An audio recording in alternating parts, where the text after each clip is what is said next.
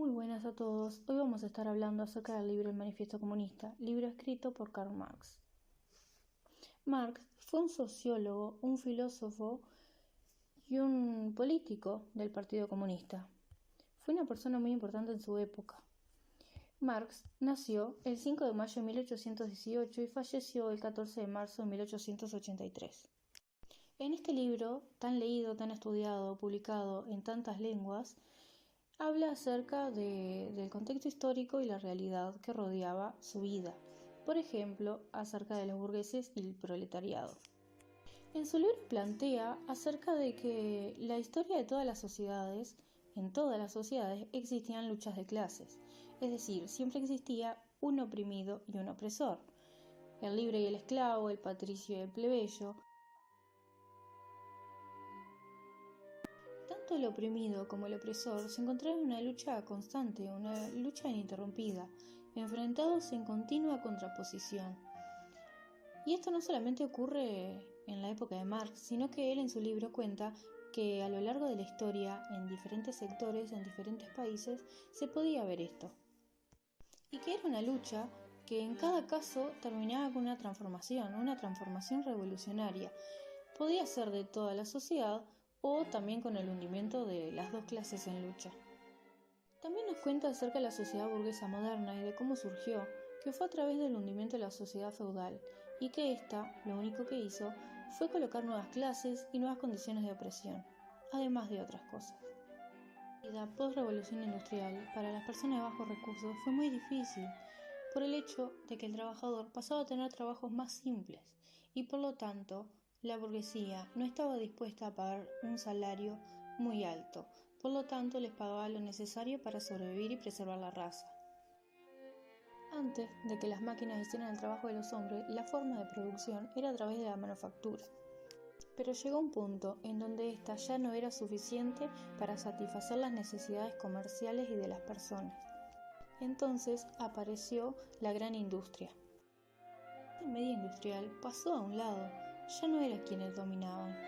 Y entonces aparecieron los millonarios industriales, personas que comandaban fábricas enteras y con muchas personas dentro, que les pagaban un salario mínimo. La burguesía moderna, esta que describe Marx, es el producto de una larga evolución y una serie de transformaciones en el modo de producción y de tráfico. Todo pasaba a tener un fin lucrativo, incluso las actividades que eran veneradas, tanto al médico, al jurista o al clérigo, pasaban a ser personas asalariadas, a los que se les pagaba un sueldo. La devota reverencia ya no estaba presente.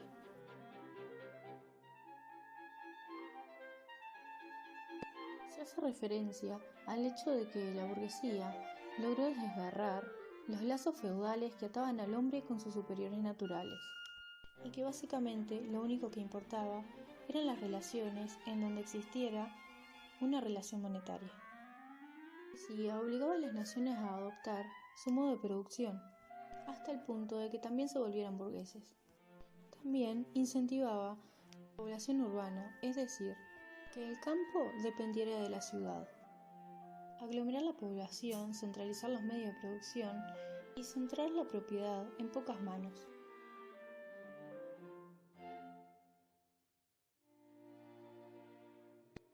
La burguesía es incapaz de seguir siendo la clase dominante de la sociedad, porque la burguesía deja al obrero a tal punto en que tiene que asistirlo, tiene que ayudarlo. Por lo tanto no sirve como clase dominante. Los obreros van a sepultar a la propia burguesía. Es decir, que produce a sus propios sepulteros. En el capítulo 2 se habla sobre la relación entre proletarios y comunistas. Cómo los comunistas actúan su comportamiento con los proletarios. Los comunistas son partes del proletariado. Son una parte que tiene una visión más avanzada de la lucha, del concepto de clase, y que ayudan a los proletarios menos aventajados. Ahora, ¿qué es el capital? En el manifiesto comunista es una potencia social, colectiva, que no puede existir si no hay movimiento en una actividad común. Los proletarios, los obreros, son explotados para generar capital, pero el capital es una forma de propiedad. Los comunistas plantean que si el capital se convierte en un bien colectivo, pierden su carácter de clase. Es decir, funcionan el capital no solo para burgueses, sino para otras clases también. Al trabajo asalariado se lo define como el mínimo valor monetario que se le puede dar a los obreros para que se reproduzcan y puedan vivir. Los comunistas quieren sacar este carácter miserable que tiene el trabajo asalariado. Los comunistas quieren abolir esa impersonalidad que se le plantea al obrero respecto al capital. Los burgueses se quejan de los comunistas cuando ellos dicen que quieren abolir la propiedad privada, pero los comunistas le responden diciendo que 9/10 de las partes de la propiedad privada ya está abolida por la propia burguesía, es decir, la propiedad privada burguesa se nutre de la abolición de esas otras propiedades privadas.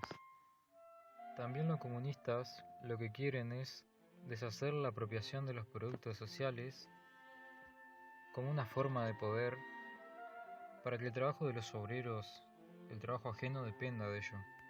Dicen que los burgueses, el derecho que ellos tienen es la voluntad de ellos mismos elevados al rango de ley y toda su sociedad puesta como eternas leyes de la naturaleza y razón.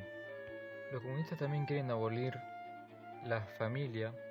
La única familia que existe en esa época es la burguesa, que se nutre de la carencia familiar del proletariado. Los comunistas quieren abolir la explotación de hijos por padres, cambiar la educación doméstica por social, crear la comunidad de mujeres oficial, que le saca el carácter a la mujer de medio de producción. Además de todo, se reprocha a los comunistas de querer abolir la patria, pero los proletarios no tienen patria. La producción global deshace ese carácter de ellos. Y como punto final, el comunismo también quiere eliminar las verdades eternas, como la religión, la moral. No quiere reconfigurarlas mediante el cambio.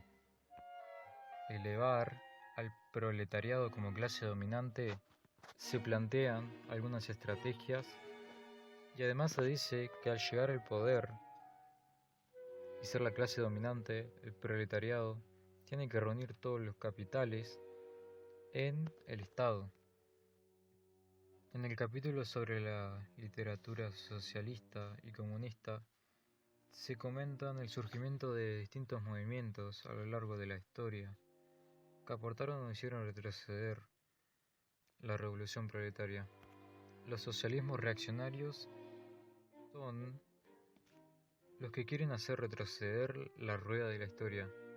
Ellos está el socialismo feudal, las aristocracias inglesas y francesas que tuvieron que luchar mediante la literatura contra la moderna burguesía, el socialismo pequeño burgués en Francia, donde los escritores iban en contra de la burguesía y a favor del proletariado solo porque la mayor parte del país era un 50% más o menos el proletariado.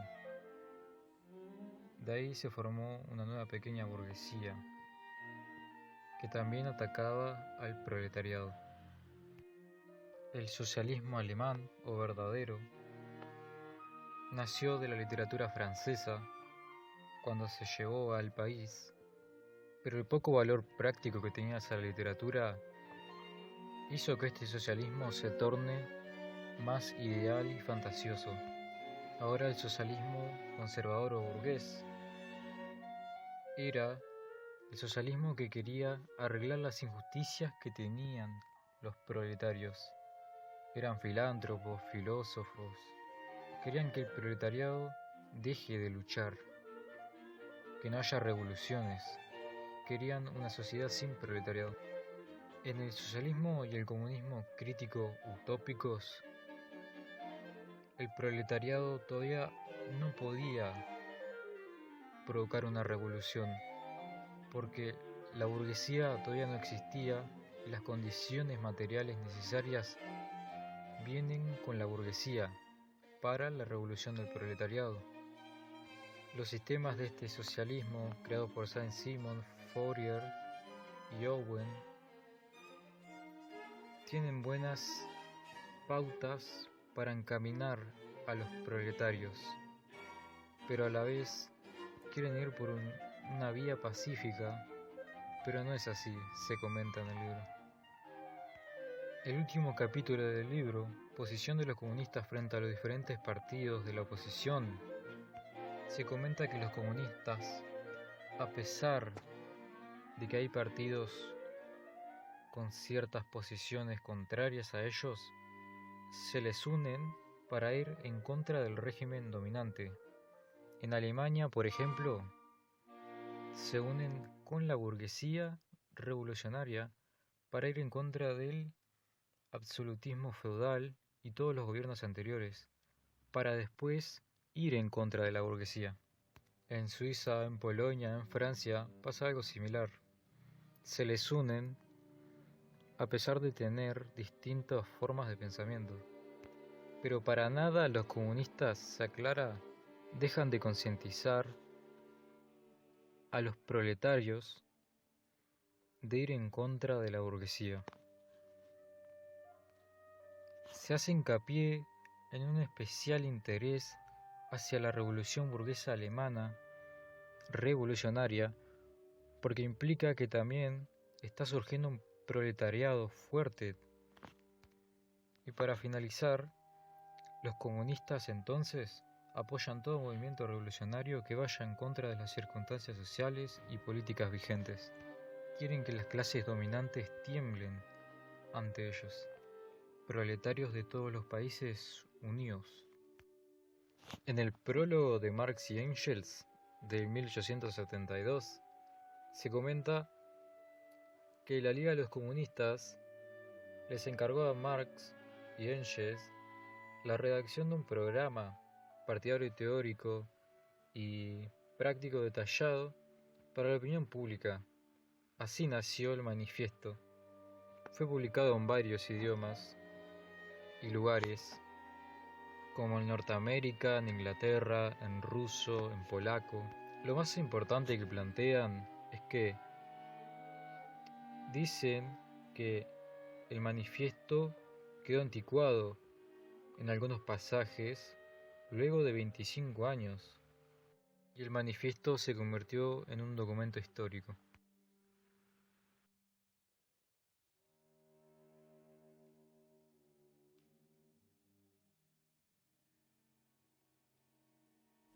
Prólogo a la edición alemana de 1883. Este prólogo fue escrito solo por Engels, debido a que el señor Marx falleció el 14 de marzo de 1883, debido a una fuerte bronquitis. Toda la historia ha sido una lucha de clases, de las dominadas y dominantes, pero esta lucha ha alcanzado ahora un estadio en que la clase explotada y oprimida, el proletariado en este caso, ya no puede librarse de la clase que lo explota y lo oprime, la burguesía, sin liberar a la vez a toda la sociedad de la explotación, opresión y las luchas de clases. Prólogo a la edición inglesa de 1888. En el Congreso de la Liga, que tuvo lugar en Londres en noviembre de 1847, a Marx y Engels recibieron el encargo de emprender la publicación de un programa partidario completo que se refiriese a la teoría y a la práctica. Para enero de 1848 se imprimió en la lengua alemana y una traducción al francés se realizó en junio de 1848. Momento crucial, ya que en Francia se encontraba en plena Revolución Francesa. La primera traducción en inglés fue hecha por Miss Helen Macfarlane y apareció en 1850 en Londres. Desde la insurrección en junio de 1848, la lucha por la hegemonía volvió a desarrollarse únicamente entre grupos de proletariados. Allí, donde algunos proletariados independientes comenzaron a dar signo de vida, fueron despiadadamente aplastados.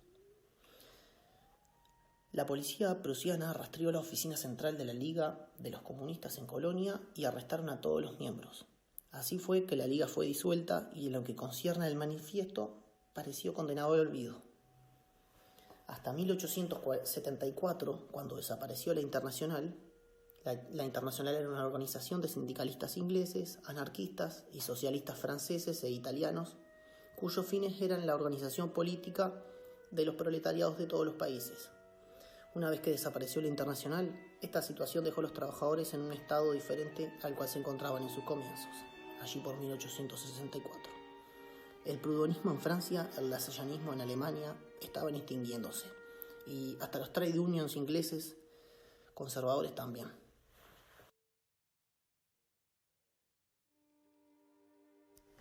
Prólogo a la cuarta edición alemana de 1890. En Rusia encontramos que más de la mitad de la tierra pertenece a los campesinos. Entonces, si encontramos que la Revolución Rusa es una señal de la Revolución Proletaria en Occidente, de modo que ambas se complementen entre sí, entonces la actual propiedad común de la tierra en Rusia puede servir como punto de partida para una revolución comunista. Hoy en día, 1 de mayo de 1890, el proletariado europeo y americano pasa revistas a sus fuerzas armadas, que por primera vez se han movilizado como un solo ejército, bajo una bandera y con un fin inmediato: la fijación legal de la jornada laboral normal de 8 horas. Es un honor para Friedrich Engels contemplar este suceso, y desearía profundamente que su compañero Karl Marx pudiera acontecerlo. Prólogo a la segunda edición polaca de 1892. El manifiesto se ha convertido recientemente en un termómetro para el desarrollo de la gran industria. En la misma medida en que la gran industria se expande en un país, crece también entre los trabajadores la demanda de ilustración acerca de su posición en cuanto a clase trabajadora frente a clase propietarias. Se difunden entre ellos el movimiento socialista y aumenta la demanda del manifiesto, de modo que no solo la situación del movimiento trabajador, sino también el grado de desarrollo de la gran industria en cada país pueden ser medidos con bastante exactitud por el número de ejemplares del manifiesto difundidos en la lengua vernácula. La gran industria polaca está centralizada en un espacio relativamente pequeño y disfruta de las ventajas de la concentración de Rusia, dispersas en el Golfo de Finlandia, otra en el centro de Moscú y otra junto a los mares Negros y de Azov. A pesar de los ardientes deseos de transformar a los polacos en rusos, las desventajas para los rusos se revelan en la rápida propagación de ideas socialistas entre los trabajadores polacos y en la creciente demanda del manifiesto en Polonia.